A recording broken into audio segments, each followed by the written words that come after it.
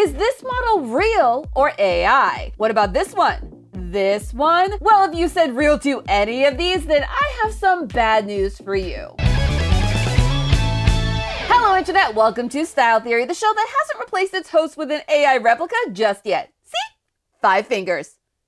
Wait. What? Now, this isn't the first time that we've talked about the AI of it all on this channel, but things have taken a turn recently and people are not happy about it. And that's all because of this, the August 2025 issue of Vogue US. While some of you may only know this issue because Gerard Way recently perused it on stage at a concert in Toronto, which, iconic. The rest probably know it because of this specific ad from Guess. Now, can you spot why this might have caused such a ruckus? Well, spoiler alert, it's in the fine print. This issue included an ad from the fashion brand Guess that on the surface seemed pretty standard. Pretty woman promotes pretty fashion items in a Pretty People magazine.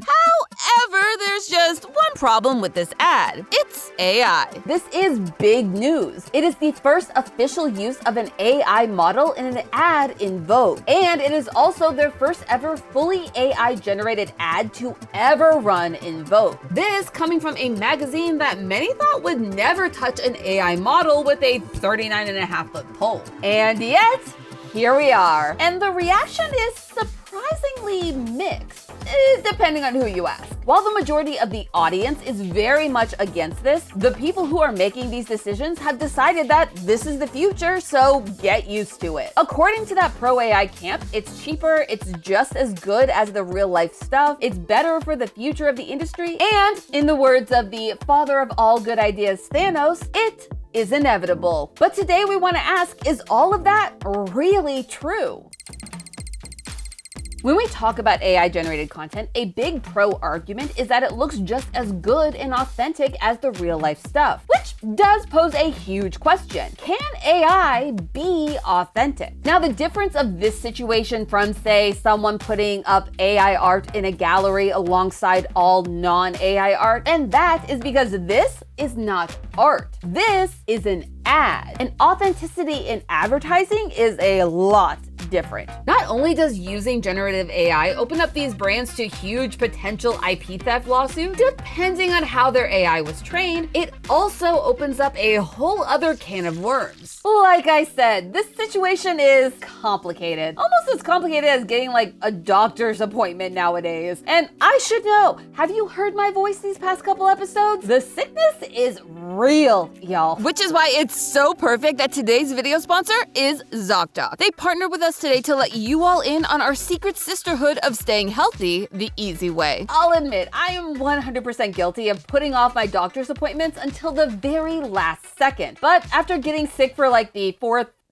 fifth time this year. So I turned to Zocdoc to help me figure out how to fit my health back into my life and make my life a lot easier in the process. Zocdoc took the pain out of finding a doctor that fit me, my life, and my communication style. And it was free. Yeah, Zocdoc is a free website where you can easily find and compare in-network doctors without sacrificing quality care. They work with your insurance to find someone that fits your needs, whether it's location, specialty, or language. With over 100,000 providers across nearly every specialty, there's a doctor for you on Zocdoc. My favorite part is that Zocdoc actually lets you see your doctor's availability. No more calls and constantly being told that you'll have to wait a week, heck, even a month to get an appointment. All you have to do is pick a time that works for you, and you can book it right there on Zocdoc's website. It is so easy and so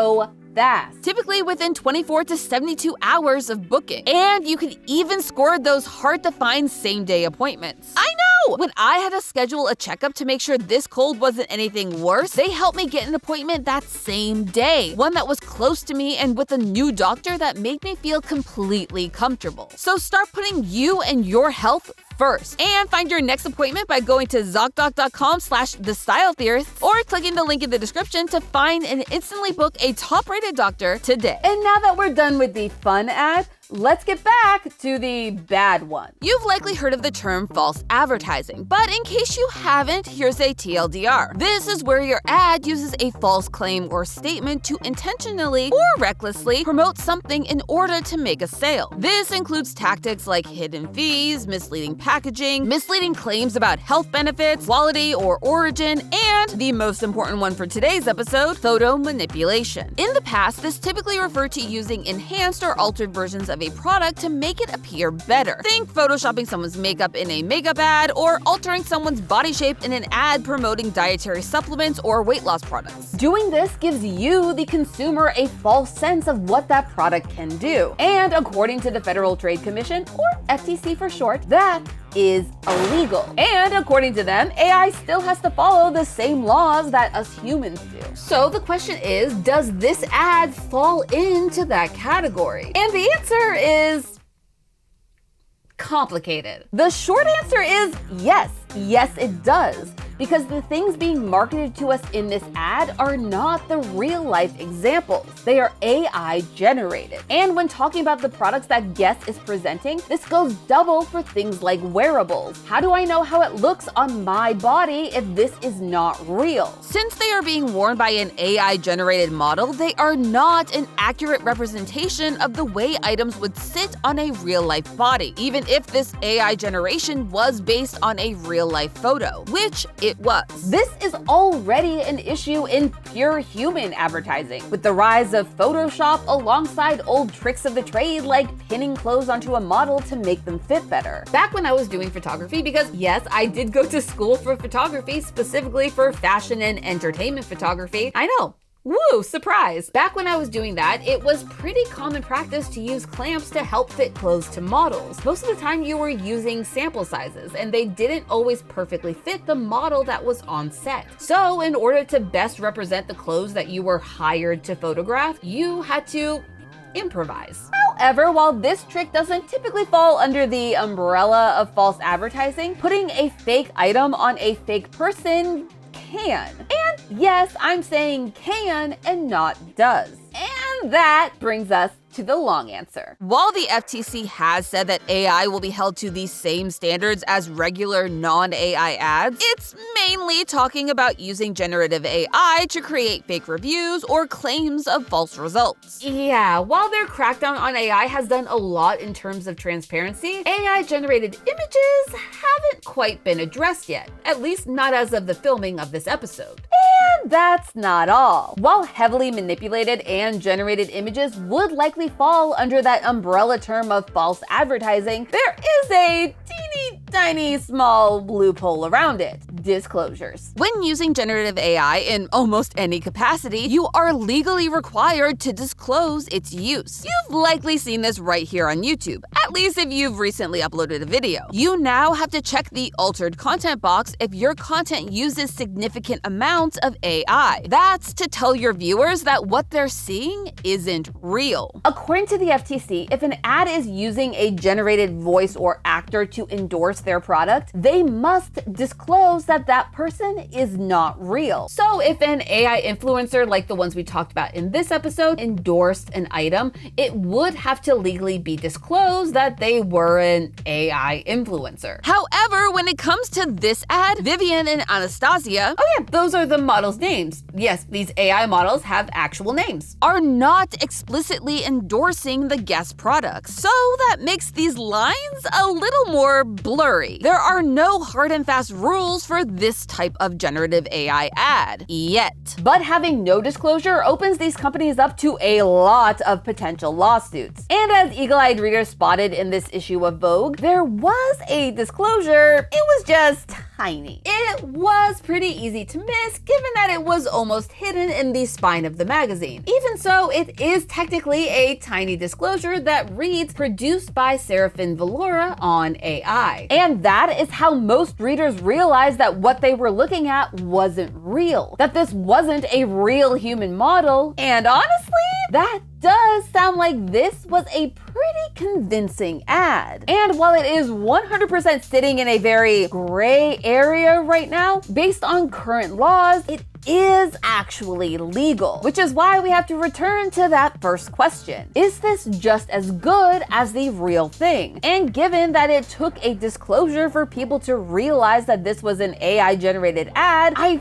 think the answer has to be yes. Except that is only half of the answer. To be just as good, we need to not just look at this from the legal side, but from the psychological side as well. Raise your hand if you have ever compared yourself to another person. Now keep your hand raised if that person was a celebrity or a model. And finally, keep your hand up if that comparison ever made you feel bad about yourself. Humans are wired to compare themselves to others for a number of different reasons. It can help us understand ourselves, our likes and dislikes, how we feel we fit into society, and more. Historically, this instinct was rooted in survival, but nowadays it tends to lend itself more towards self-evaluation, both good and bad. While a lot of people like to blame this evolution on social media, the actual idea dates back a heck of a lot further. The idea of, quote, social comparison was first recorded in 1942 in a paper by sociologist Herbert Hyman, though it wasn't until 1954 when psychologist Leon Festinger built upon Hyman's initial research that the phenomena got an official name: social comparison theory. In the world of fashion, we use photos of celebrities and models to help assess ourselves, for better or worse. This type of comparison can create positive change, like say seeing someone with your body type wear an outfit you never thought you could wear, but they look cute and so you get the confidence to try it on. Or say you started to dye your hair black because in 2006 you saw Gerard Way do it and thought, yeah, that's for me. The reality is that there is huge evidence that the negative impact is just as big, if not bigger. Multiple times when AI has been asked to replicate the ideal body, it consistently creates images of thin bodies with, to put it in YouTube monetization-friendly terms, hard to achieve proportions for both men and women. As Valentina Gonzalez, who was one of the two women behind the AI marketing agency who made the ad, described the model-making process, they actually start with a real-life model wearing the clothes and a real-life photographer to take photos of that real-life model to find out, quote, what poses would flatter the product most and how it looked on a real woman. They then went on to say in a separate article that the next step is to generate model options. Quote, for guests, she needed to be youthful, beautiful, not too skinny. We can improve each feature. We can reshape the body a little bit. We can change the eye color. We can modify the hair, depending on what changes they ask for. Yet, as they state in a separate interview for the BBC, diversifying their models' body types to include plus sizes is not currently possible, as, quote, the technology is not advanced enough for that. Which kinda sounds like a very familiar argument. And while AI-generated ads can be as convincing as a real-life ad, that means that its social impact is also just as real. When AI-generated images look just as real as any other picture, the average person can't tell reality from fiction. And this type of social comparison has been shown to lead to low self-esteem, depression, and even serious health and psychological issues. And that is not good.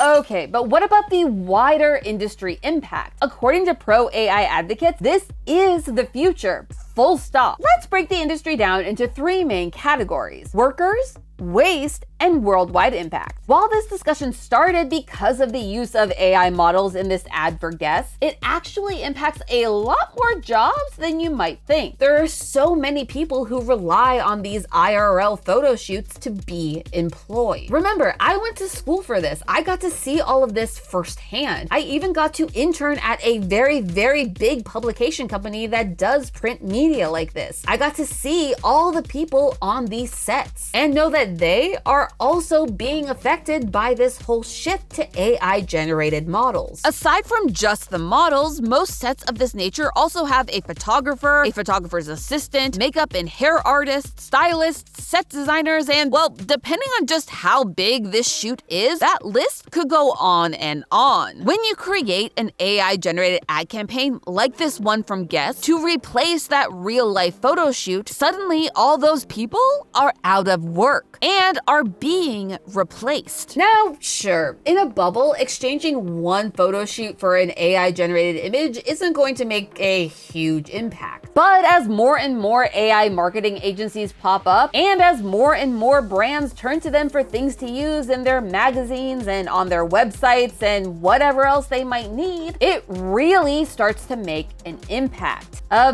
bad impact. While this was the first official explicit use of AI models in Vogue US, it's not the first time Vogue as a whole has replaced a human model with an AI one, along with every other person that would have been employed on that real-life photo shoot. The March 2023 issue of Vogue featured an AI-generated model, not in an ad, but on its cover. And that's only the beginning. Serafin Valora says on their website that they have been featured in over 60 publications worldwide, including companies like Elle, Harper's Bazaar, and of course, Vogue. Even the likes of H&M have hopped on this AI train, introducing their digital twins. This is their answer to the whole job dilemma. Instead of creating new models, they will basically license the digital use of real-life models. According to H&M, the models retained all the rights to their own image. Plus, they are freed up to work on multiple projects at once and would still be paid by image as if they were really there. Though, according to commercial model Sarah Murray, there is still a lot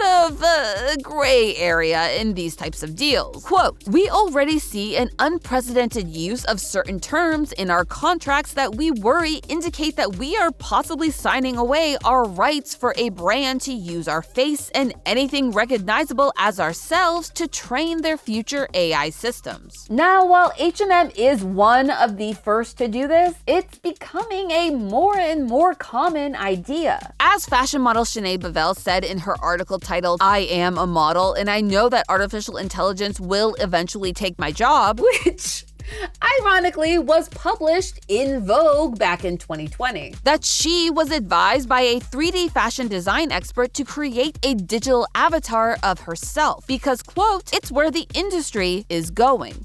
And while that could, for now at least, help models compete with their AI counterparts, it doesn't solve the issue of the dozens of other people who rely on these physical photo shoots to make a living. Or, as it reads on the Serafin Valora website, no studios, no logistics, no production chaos. And as people are quick to point out, no waste. By going digital, there is no need for the admittedly large amounts of waste that go into many of these campaigns and photo shoots. You no longer need makeup and wipes, food, or water. There are no sets, and of course, there is no need for any actual fashion, be it clothes, bags, jewelry, or whatever you might be advertising. And don't get me wrong, that does create a positive environmental impact. However, generating these AI images isn't without its own form of waste. A recent study found that generating one AI image takes the same amount of energy as fully charging a smartphone. And generating 1,000 AI images can create as much carbon dioxide pollution as driving 4.1 miles in a gas-powered car. Then there's the water issue. The data centers that run these AI models produce a lot of heat. To cool them down and keep them safe, these centers use large amounts of fresh water. While the exact amount of water needed to create one AI image is not 100% known, a study from arxiv.org found that a short conversation of 20 to 50 questions and answers with ChatGPT costs half a liter of fresh water. In small amounts, that impact isn't huge. But as more and more people start to use AI, and as more and more companies look to rely on it as a sustainable replacement or addition to their normal marketing, that environmental impact starts to get really big,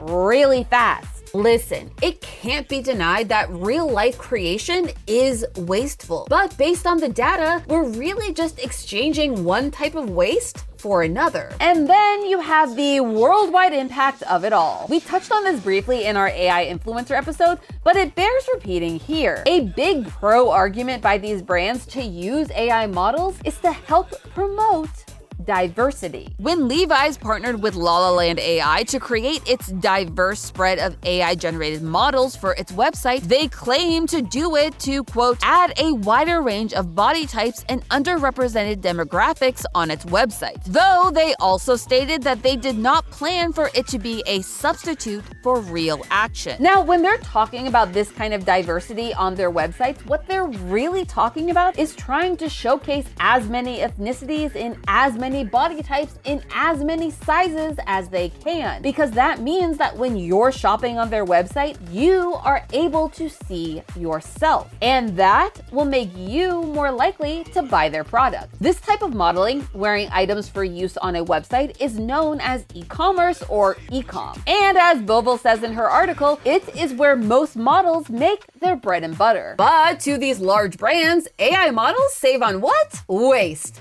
which we've already talked about. Yet, the real question is this really diversity? While seeing yourself represented on a website wearing an outfit that you are thinking about buying can 100% make you feel more included and help you decide if you want to buy that item or not, it is not 100% the same thing as hiring a real-life model to do that job instead. Which brings us to what is arguably the biggest pro-argument in this whole debate. As always, it comes down to the money, honey. And according to many of these ad agencies and big brands, AI is the cost-effective method. Let's all be honest here. Fashion isn't cheap. The global worth of the fashion industry is roughly $1.8 trillion USD, and it employs an estimated 430 million workers worldwide. To put that into perspective, that is roughly 11.88% of all the human workers in the entire world. Do I count? I don't know if I count. I should count. So it's safe to say that a large portion of the cost of these ad campaigns goes to paying people for their work. Not just the models, but the photographers, the makeup and hair artists, the set designers, all the people who make these ad campaigns happen. But in a world where people would rather turn to Instagram and TikTok for their fashion news, what are old school magazines supposed to do? With sales of print media like magazines on a decline, legacy brands like Vogue, Cosmopolitan, and Vanity Fair have had to learn how to adapt to an online age. Except business isn't exactly booming, at least compared to previous years. The rise of fast fashion and the overall inflation of prices across the board has hit this industry hard. And cutting costs is kind of a life or death situation for these legacy brands trying to survive in a digital world. So let's take a look at the actual numbers. What does it actually cost to do an ad campaign like the one for Guess, both IRL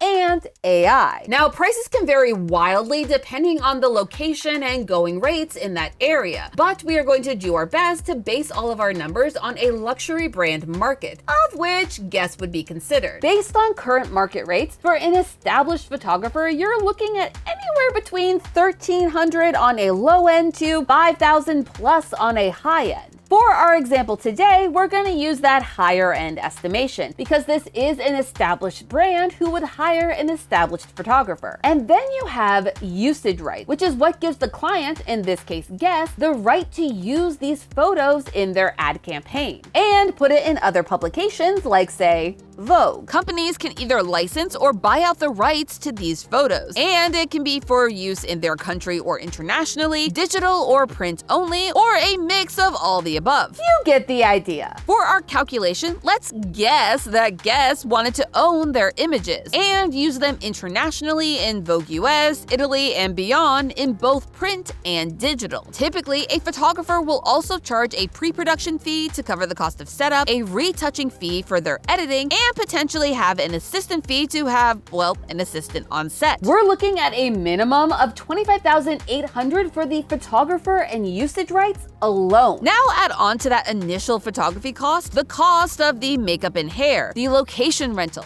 a set designer, a stylist, and of course, the cost of the clothing itself. And that's before we get to the models. Don't worry, yes, we will get to the models. Now, this is an estimate because we don't know the exact scale that this photo shoot would have been. But given that this was for commercial use and that it didn't use a celebrity photographer or a celebrity model, it can work for our estimate today. Our example ad used one unknown model, which does she count as an unknown model if she was generated specifically for this campaign? I guess she kind of does. I don't know. That's not the point here. That's a tangent I can't go down. Model prices can vary wildly based on their work history, the type of shoot that you're doing, and whether or not they are represented by an agency. For an unknown model with representation, we can safely estimate a day rate of roughly $1,000. Add in some food and water, given that this is an all-day shoot and that is usually a legal requirement in most places. That would bring our fairly conservative estimate to just over 40,000 USD. Now, this is a lot of money. I am not going to argue against that. However, is it more than getting it done by an AI marketing agency? Let's find out. And lucky for us, we don't have to look very hard, because Serafin Valora was very happy to share some of this information to the BBC. The pair say they can charge anywhere up to a low six figures for a client like Guess. Now, that is not an exact amount, but considering our conservative estimate is nowhere near a low six-figure mark, I think we can safely say that the AI was not cheaper, which is an interesting development to say the least. Here's the thing. As of right now, it doesn't look like the use of AI in fashion is going anywhere in the near future. But what these big brands need to realize is that we, the consumers, are not buying what they're selling, both literally and figuratively. The truth is, there is a way to keep employing human workers in a way that is more efficient, better for the environment, more cost efficient, and more diverse. But it's going to come at a cost. A cost that a lot of these big brands might not be willing to make. Why? Well, because that money has to come from somewhere. And that's going to mean a lot less profits for the people at the tippy top of the fashion food chain. But hey, that's just a theory. A style theory. Keep shopping smart. Next time on Style Theory. Wait, they are going to fine me $250,000. Excuse me, what? Yeah, the everyone is stealing from Potluck saga just got even crazier.